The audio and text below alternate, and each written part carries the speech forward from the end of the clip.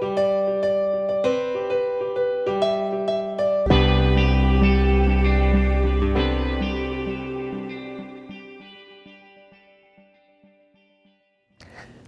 I'm Larry Unger, President and CEO of Maryland Public Television, and I'm here today with Dr. Carla Hayden, our nation's 14th Librarian of Congress and one of my all-time favorite people. Dr. Hayden, we are honored to have you here at MPT to participate in the Maryland Oral History Project. And I guess I'd really like to start out and maybe you talk a little bit about your family and growing up and just what you went through. Well, I'd first like to start by saying it's wonderful for me to be back at MPT and to be part of this project, because I had the really good fortune to be part of the MPT family as a board member and just also a resident, and I'm a card-carrying member, so that too, and also that you are embarking on this project about oral history and how important that is. And so I'm sitting here, though, in terms of my profession, as the child of two classically trained musicians, and I had no talent. And just like they, though, could read music manuscripts and hear music, I took to text. And I couldn't wait to learn how to read and decipher those things that were on the paper, because I knew words. And so that's how I really got into being in love with words and then wanting to spread that love to so many people through being a librarian. So where exactly do you think it hit you that's where you wanted to spend your life's work? Well, and this is full confession, I'm an accidental librarian. I graduated undergrad with a double major, history and political science, and I was thinking about what I was going to do. And while I was thinking, my dear mother said, maybe you could get employment. And so I went between job interviews, and I would wait at my favorite place, the Chicago Public Library, the Central Library downtown. And I was sitting there waiting to go to another interview, and one of my colleagues that had just graduated with me came in and saw me and said, "Hey, Carla, you here for those library jobs? They're hiring anybody." I said, "Oh." And that's something that libraries do right now.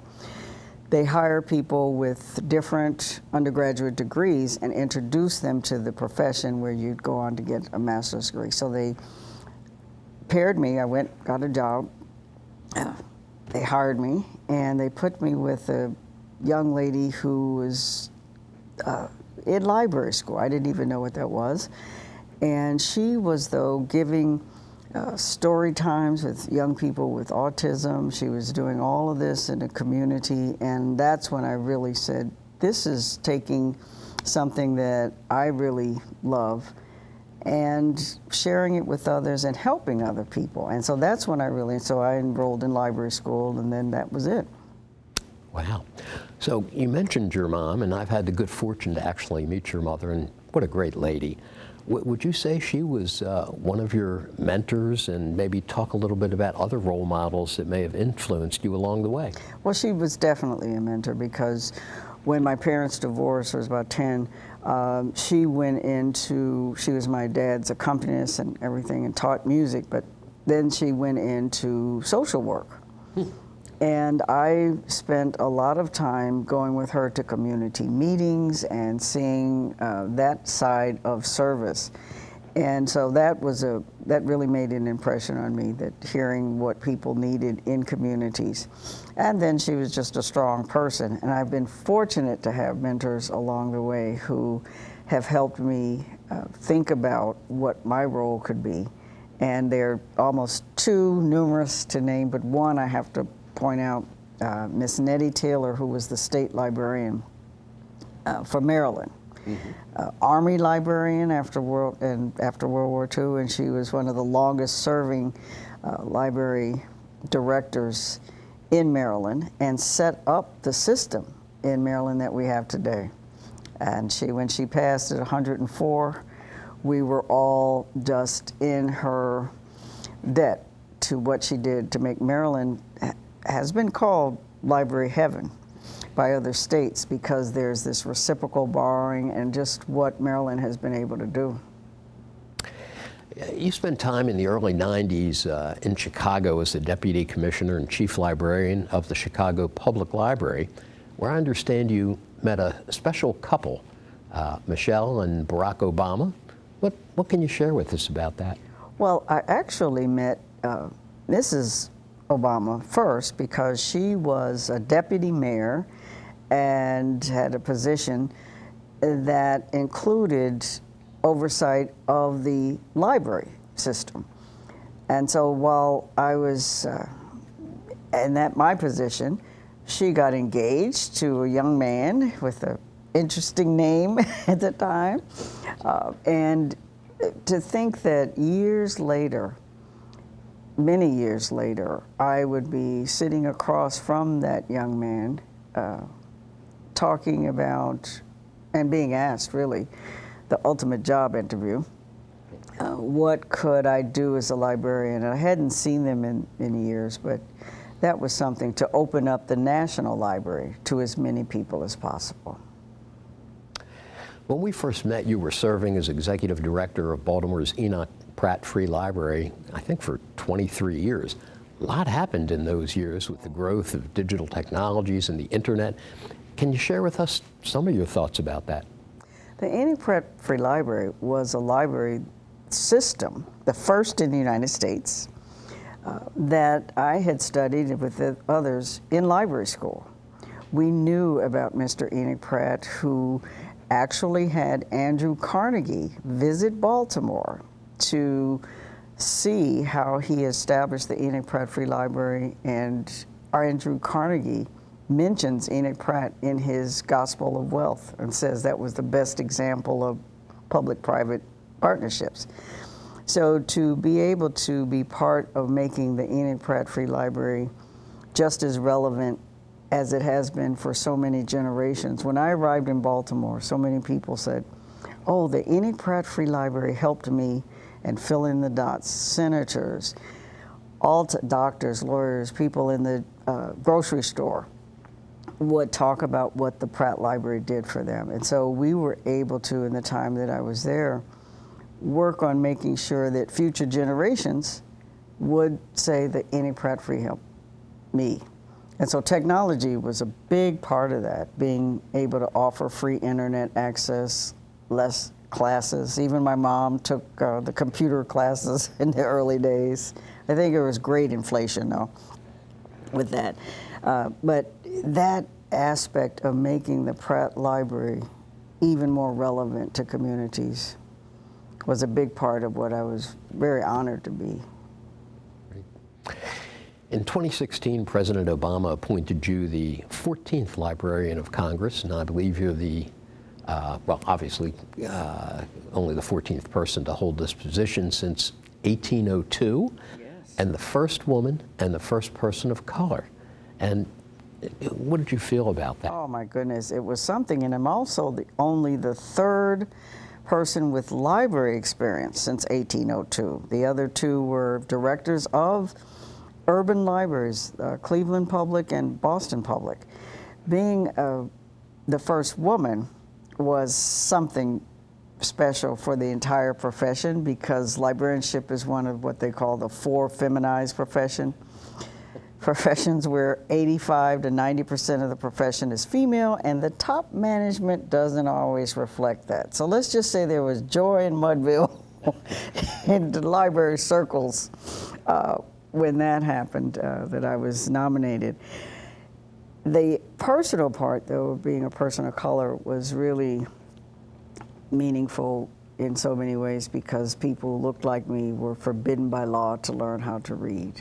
And that meant so much, that here, a person who descended from people who were actually punished with whips and amputation of fingers and and people who, Frederick Douglass even talked about that in his autobiography, would now head the largest library in the world was something that was personally meaningful for me. So what were some of your key goals and priorities when you assumed this very historic role? Well, one of the main things was to open up this treasure chest. President Obama at that time talked about all of the things that he had seen at the Library of Congress, but he said, I think some of it's because of who I am. And asked the question, what could you do to open up this treasure chest to everyone? Because it's a national library. This is everyone's library. And so that's what my main focus has been. Your outreach programs, including an after-school center for Baltimore teens, received widespread recognition and awards. How do you see the role of libraries in supporting communities beyond the traditional book lending? One of Maryland's treasures, Senator Barbara Mikulski, at the opening of the Southeast Regional Library in Highlandtown, said it best, I think. She said, libraries are opportunity centers. And when so many people have information needs, the number one information need that public libraries fill is health information.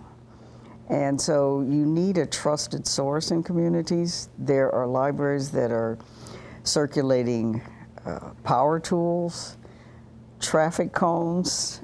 We'll talk, that wouldn't stop me even.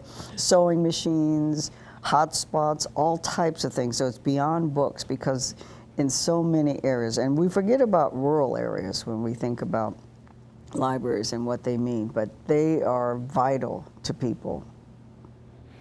As someone who's been involved in promoting diversity and inclusion in the field of librarianship, can you share your thoughts on the importance of programs like the Spectrum Scholarship Program?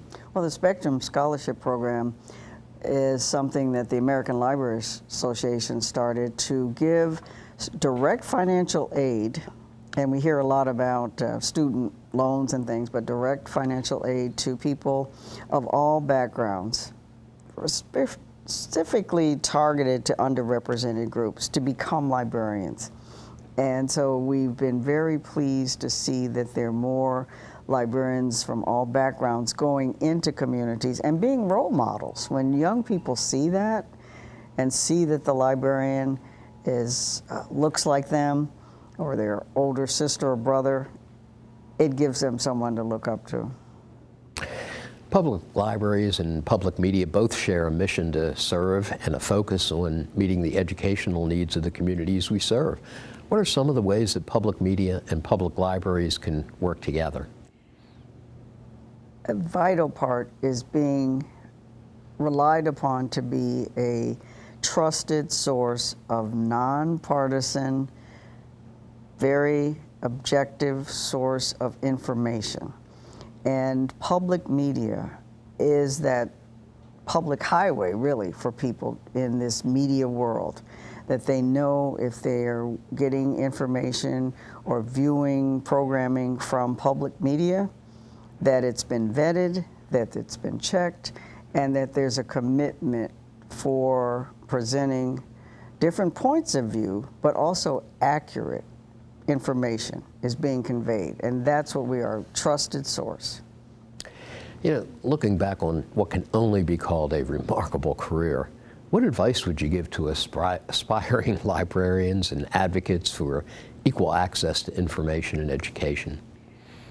I would hope that they would realize that they are part of a civic network, and they may not be serving in the armed forces, they may not be serving in other ways, but this is public service, and that they can help communities, they can help individuals, and that giving the right information at the right time to the right person can make a difference. Well, we've covered an awful lot of ground here today. Do you have something to share that kind of makes you most proud? What makes me so proud is to see younger generations looking at being able to find out things and information and use them for the public good. And I think we should all take be heartened by the fact that there are younger generations. And so we can retire and know that there are young people coming along who have values that will support everybody. Well, Carla, thank you so much for coming back to MPT. We've missed you, and thank you for all you've done. I'll be back.